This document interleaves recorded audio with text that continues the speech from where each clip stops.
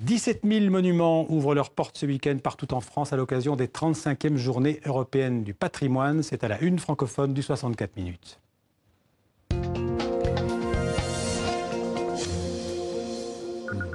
Et parmi ces milliers de monuments, le 64 minutes vous propose d'abord la visite de la Villa Viardot à Bougival, c'est dans les Yvelines. Ce magnifique hôtel particulier, entouré d'un parc somptueux, est aujourd'hui à l'abandon. La villa était la propriété au milieu du 19e siècle de l'écrivain russe Tourguenieff et de sa grande amie, la cantatrice Pauline Viardot. Le président Macron était à Bougival ce samedi et le loto du patrimoine donnera 500 000 € pour participer à la restauration de la villa. Un reportage de Pascal Bourgault avec Clément Aline. En 1874, l'écrivain russe Ivan Tourguenieff achète cette villa à Bougival pour y installer sa maîtresse, Pauline Viardot, avec son mari et leurs enfants. Dans son salon, la célèbre cantatrice reçoit Chopin, Georges Sand, Delacroix et son voisin Georges Bizet. Nous avons, comme vous voyez ici, le délabrement des murs de ces salons, mais là, nous avons les fresques. Par exemple, ici, au coin, vous voyez l'état de délabrement également de ces plafonds. Mais ce qui est important aujourd'hui, c'est que cette maison va être sauvée. Et grâce au loto du patrimoine, grâce à la mission de Stéphane Bern, grâce à l'action du président de la République, cette maison va devenir à nouveau un lieu de musique, un lieu de dialogue, un lieu aussi, pourquoi pas, de construire enfin cette Europe culturelle qui nous manque tellement. Il y avait longtemps que le perron de la Vilaine avait connu une telle effervescence. Le président Macron et son épouse viennent soutenir le loto du patrimoine et féliciter son chef, Stéphane Bern, qui a plutôt l'air satisfait. C'est un petit, je crois, le loto et la suite. Voilà. Beaucoup de gens pensaient que ce serait une énième mission, etc. Il y a eu plus de 2000 projets qui ont été portés, 250 ont été retenus, des financements, et ça n'est que le début. Parce que nous allons en effet prendre des dispositions complémentaires et poursuivre ce travail. Voilà. Et il se fera avec la mobilisation de tout le gouvernement, de tous les parlementaires, parce que nous y croyons. Mieux que ça, nous le faisons. Ce premier loto permettra à peine de restaurer l'extérieur de la villa. Ensuite, il faudra plus de 15 millions d'euros pour l'intérieur et le futur centre européen de la musique. À terme, une belle offre culturelle, car dans le fond du jardin, il y a déjà un musée à la gloire du romancier russe. À droite, la dacha de Tourguenieff, qui a été donc construite à la suite de l'achat de cette propriété. Ce trio amoureux avec Louis Viardot, qui était son grand conseiller. Absolument. Un trio amoureux dont seule la France a le secret. Un joli clin d'œil aux relations franco-russes, et ce n'est sans doute pas un hasard.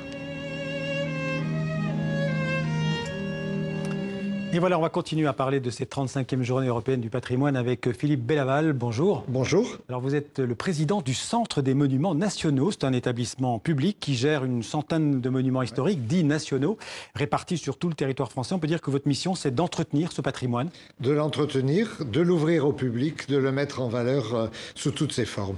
Alors je disais, il y en a une centaine, il y en a des très très connus pour tous les gens qui viennent, qui nous regardent aux quatre coins du monde ou qui viennent en France. Je vais en citer quelques-uns. L'Arc de Triomphe de Paris, par exemple, le Panthéon, la Conciergerie, la Sainte-Chapelle, le Château de Vincennes, le Mont-Saint-Michel aussi, la Cité de Carcassonne.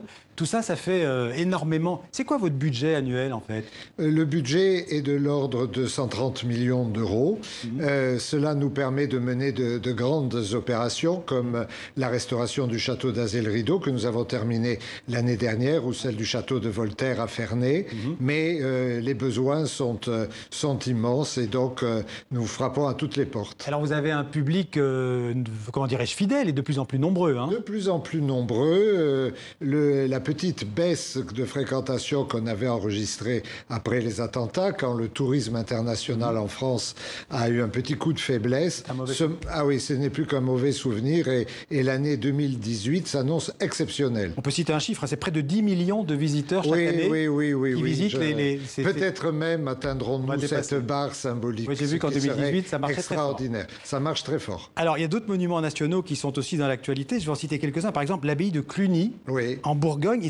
Alors, il y a un trésor fantastique. Il y a un trésor. Voilà. Et c'est exceptionnel. Le trésor est visible ce week-end. Oui, il y avait une équipe d'archéologues qui faisait des fouilles. Et puis, miracle, on trouve un trésor avec une bague extraordinaire, des pièces d'or, des pièces d'argent. Et ce trésor, après une première restauration, une première étude, est exposé au musée à Cluny.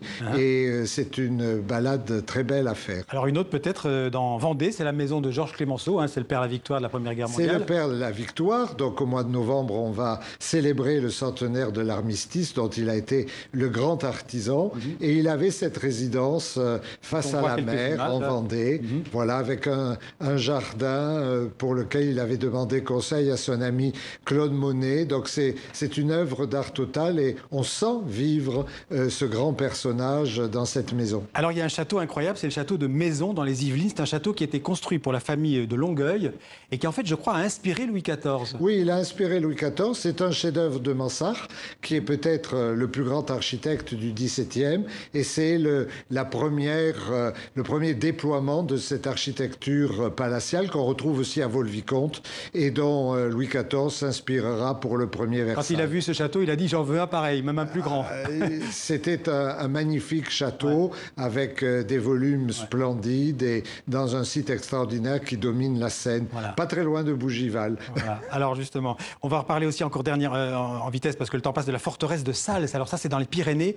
C'est une forteresse qui a été construite par les rois d'Espagne pour se défendre des rois de France. Absolument, à l'époque où le Roussillon n'était pas encore français. Donc on est juste au nord de Perpignan et c'est une magnifique construction du 15e siècle et ça inspirera Vauban parce qu'on retrouve déjà cette structure semi-enterrée parce qu'évidemment les forteresses de l'époque devaient s'habituer à l'artillerie. On peut dire que tous ces monuments nationaux, c'est un atout majeur pour notre tourisme.